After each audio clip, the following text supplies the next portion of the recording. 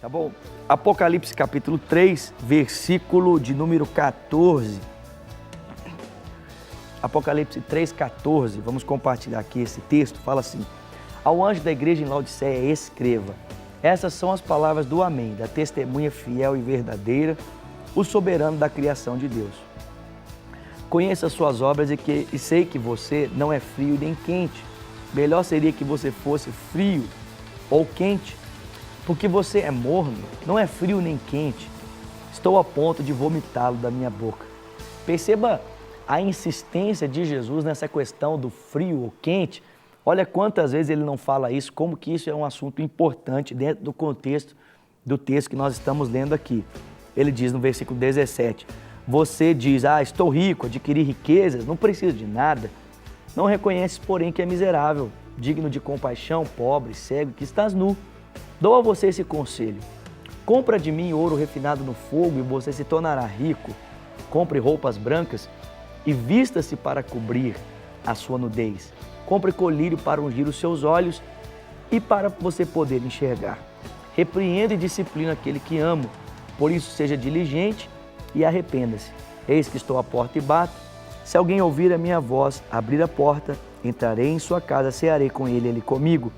Ao que vencer, darei o direito de sentar-se comigo em meu trono, assim como eu também venci e sentei-me com meu Pai em seu trono. Aquele que tem ouvidos para ouvir, ouça o que o Espírito diz às igrejas.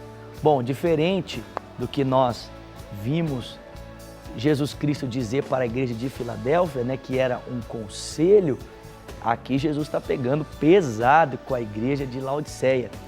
Essa igreja, gente, que deixou-se influenciar pelos costumes da localização. Essa igreja se deixou influenciar pela cultura e se tornou uma igreja arrogante, se tornou uma igreja presunçosa, uma igreja tão arrogante que ela é chamada por Jesus de uma igreja morna, uma igreja que causa náuseas.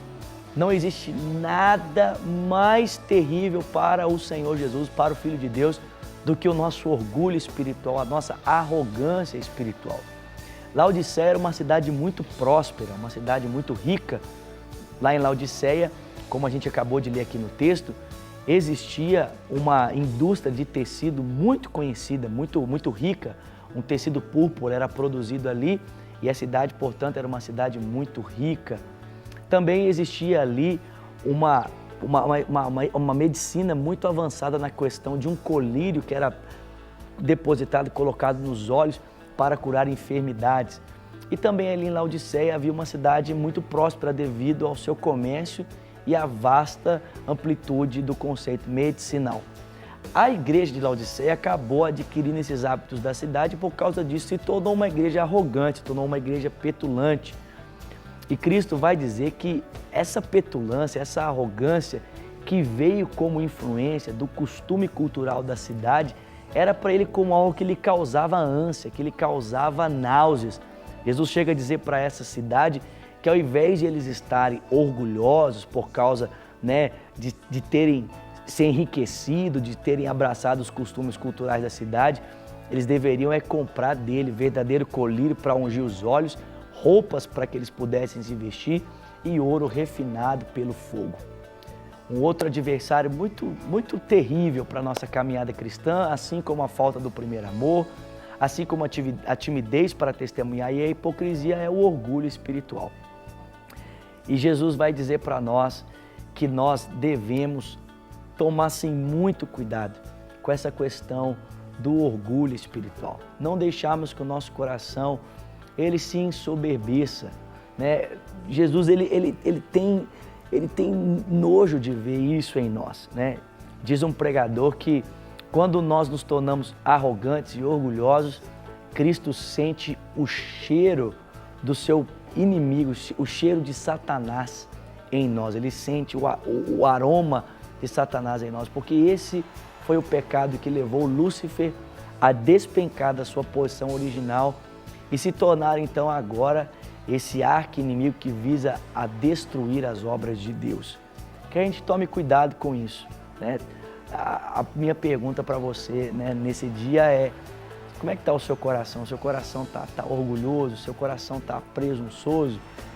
De repente, com o passar do tempo, né, você era uma pessoa simples, né, uma pessoa humilde, uma pessoa que se portava graciosamente com todo mundo, mas aí com o passar do tempo, né, as bênçãos foram sendo acrescidas na sua vida, as vitórias foram chegando, a sua condição financeira foi melhorando, as coisas foram, né, acontecendo e de repente você começou a se sentir melhor do que os outros, ou você era uma pessoa comum no convívio da igreja e de repente foi dada a você a oportunidade de ministrar a palavra ou de ministrar um louvor e aí você deixou isso subir ao seu coração e você se tornou uma pessoa tão arrogante, tão orgulhosa.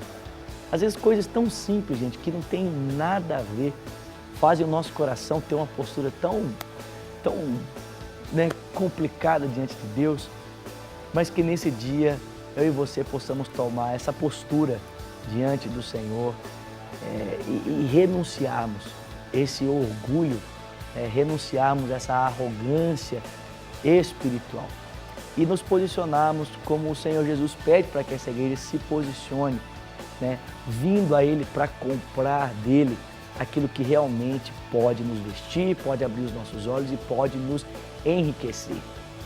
É claro que quando Cristo fala assim, venha comprar de mim, Ele está se colocando como um mercador espiritual, mas Ele não pretende nos vender nada a um preço altíssimo. Pelo contrário, Ele pretende, mediante a sua graça, nos dar gratuitamente. Quando Cristo diz, compra de mim, a única coisa que Ele está querendo nos fazer entender é que essas coisas elas têm um preço, elas são preciosas, elas têm um preço. E nós devemos estarmos dispostos a valorizarmos aquilo que o Senhor valoriza e negligenciarmos aquilo que Ele coloca de lado. Os parâmetros, os valores do reino de Deus são tão diferentes que eu e você possamos então abraçarmos esses valores, abraçarmos esses princípios maravilhosos para que possamos caminhar. O Senhor Jesus termina dizendo para essa igreja aqui que o que vencer, Ele vai dar a essa pessoa o direito de se assentar com Ele, porque assim como Ele venceu e se assentou em um trono, Ele também há de fazer com que essas pessoas se assentem em um trono como Ele está sentado ao lado do seu Pai. Então Ele fala, olha, a verdadeira influência, a verdadeira autoridade, ela não vem do poder aquisitivo, do poder econômico, do status social, da posição que você ocupa, não. A verdadeira autoridade sou eu que concedo a você, desde que você entenda o valor daquilo que eu tenho te dado e não negocie os princípios que eu tenho estabelecido no seu coração. Amém, gente? Então fica aqui essa palavra de Deus para mim, essa palavra de Deus para você, para o meu, para o seu coração, tá bom?